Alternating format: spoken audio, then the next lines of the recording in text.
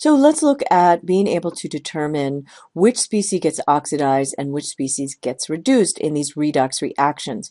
Remember, oxidation is the loss of electrons, and if something forms a charge or the charge changes during a reaction, then it's easy to see which species loses electrons and which one gains electrons. If a charge becomes more positive, then that species is oxidized, and if a charge becomes more negative, then that species is reduced. Now, it doesn't have to become negative, it just has to become more negative. So also, when we're looking at biochemicals and organic chemicals, they don't always have charges. So we may have to look at the addition of oxygen or the loss of hydrogen to determine if something is oxidized, or the loss of oxygen and the gain of hydrogen to determine if something is reduced.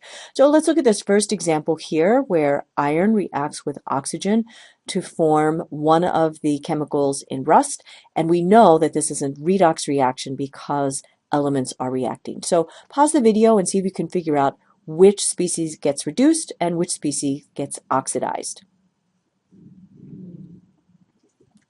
So looking from left to right, what has happened is we formed an ionic compound from the reaction of a metal and a nonmetal.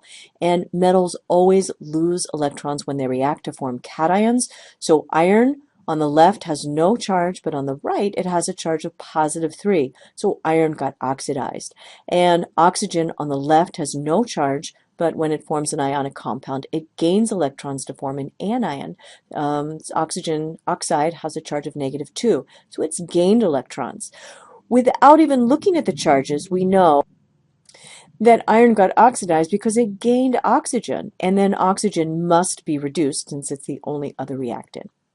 All right, so let's look at an example of a biochemical reaction. Take a look at this reaction on the slide and determine which species gets reduced and which species gets oxidized. So if we look on the left, this chemical is actually ethanol, and we see that it hasn't lost or gained oxygen. The number of oxygen atoms is the same on both sides of the arrow, but it has lost hydrogen. On the left, ethanol has 6 hydrogen atoms. On the right, the product only has 4 hydrogen atoms. So ethanol got oxidized because it lost hydrogen.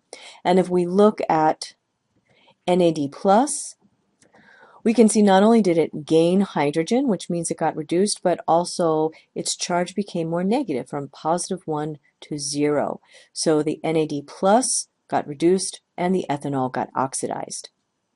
So let's look at one last example where we have both organic and inorganic reactants and products, and see if you can determine which species gets oxidized and which gets reduced. So if we look at D-glucose on the left as our reactant and D-gluconic acid, we can see that this number 1 carbon has gained an oxygen. So glucose has gotten oxidized. So that means copper must get reduced, and let's see if that makes sense.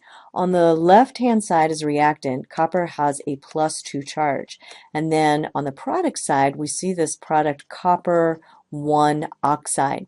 Remember that oxide has a -2 charge. So if there are 2 coppers bonded to this oxide, that means each must have a +1 charge. So copper went from +2 to +1, and that means its charge got more negative, and so it got